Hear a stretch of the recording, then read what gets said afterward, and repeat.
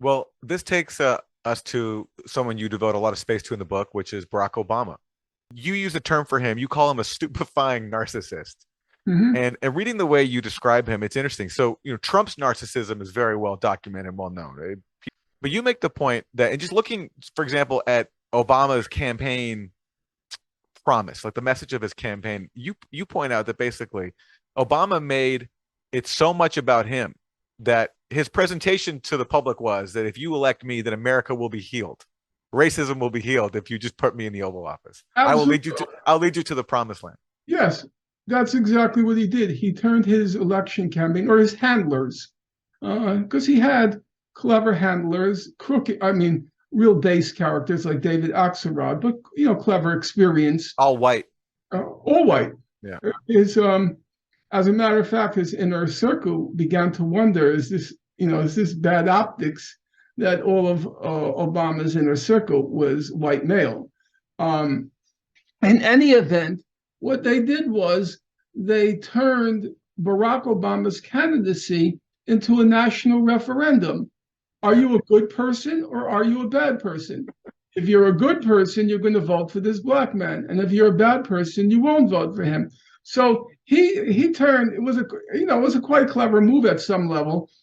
He turned the election into a referendum, not on him but on us. We were the ones who were being, so to speak, being voted on by ourselves, of course. Are we a good people? And the other thing that he did was he turned himself into the culmination of the American idea.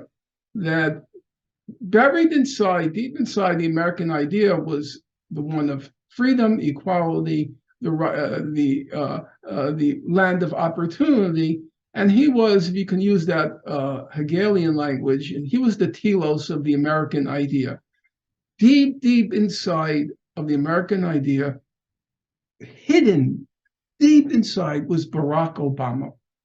And now Barack Obama emerged from the innards of the American soul, the innards of American history.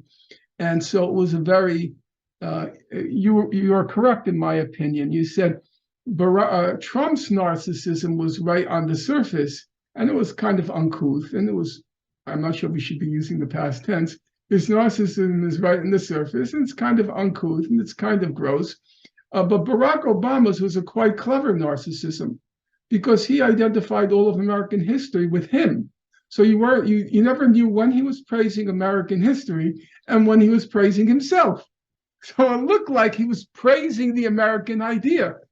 But he was only praising the American idea for one reason, because it culminated and climaxed in him. Yeah. That's what made the American idea so great. Yeah. He would start out saying, let's say he'd give a speech.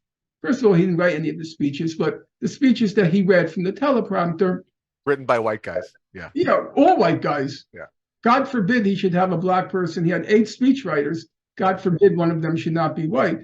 Because Barack Obama, because he attended, for a couple of years, he attended Columbia and then he attended Harvard Law School.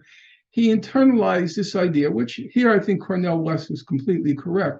He internalized the idea that white people are superior because they were the ones, the liberals, that type. Oh, Barack Obama is so smart. So again, they're good because they say he's smart. So he internalized the idea of whites being superior, and he liked to be around them. It was a kind of thrill for him because Lawrence Summers is saying, "Oh, you're so brilliant, Barack Obama," and Lawrence Tribe at Harvard, the constitutional scholar, says Barack Obama is the most brilliant student I've had in 40 years. He knows relativity. He knows quantum physics. Okay, he never took a math course, but that's beside the point. He knows relativity and quantum physics. Then along comes Martha Minow, who was the head of Harvard Law School, the executive director, but also a prominent professor there. Barack Obama is the most brilliant student I've had in 30 years. He's surrounded with all these white liberals who are constantly praising him. And he thought these white folks are just really smart. And he internalized black people aren't so smart. Cornel West said, I remember at one point he said, Barack Obama has a problem with his black brothers. That biography of Obama by David Garrow, Shining Star, is that what it's called? Yes, Where rising star. Rising Star. So, and where Obama is dating a woman in Chicago, and he says to her, "I can't be with you because you're not black, and I need to be with a black woman to get elected." And Yes, that's it was a peculiarity of black politics in Chicago that he didn't say it to her. She was shattered. Actually, she's now a professor at Oberlin College in Asian history. Um, she was shattered, but his people around him said, if you want to win office in Chicago, you have to marry a black woman. Uh, and similarly, Obama didn't have a religious bone in his body. He was a completely secular. He was a beach bum from Hawaii. He liked to surf. If you look at his history as depicted in David Garrow's 1,500-page biography of Obama, he had three qualities. He was always smiling, he was always playing basketball, and he was also always high on, I guess it's called chum. That's the word that's used in Chicago, in Hawaii for marijuana. Do you know that expression? no, I didn't. No. I think it's CHOOM. I Okay. could be wrong, but I think it's correct. So he uh, he had religion was just completely alien to him.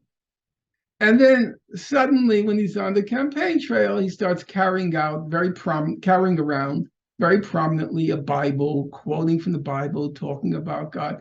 Every bone in his body is fake. He's just a woke creation.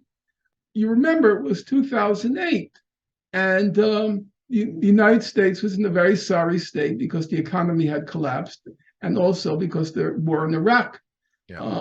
had turned into a complete disaster. So Americans were ready for something new. They were ready for hope and change. So they were actually ready for something quite radical at that point. They invested a lot, and so he just recycled the campaign slogans, but was very careful. There's no platform, no platform, and Obama actually is very frank about that. At one point, he describes himself in his memoir, he describes himself as, quote, the ultimate Rorschach test. People saw what they wanted in him. And Exactly. Yes. that was Yeah. the whole point. Yeah. And then he said, at another point, I pulled off a neat trick. I got elected standing for nothing. That's very accurate. That's And, honest. and he calls it a neat trick. And as Yeah. I say in the book, it takes an awful brazen an awful brazen politician to flaunt the fact that he got elected standing for nothing. It was Yes. just a neat trick.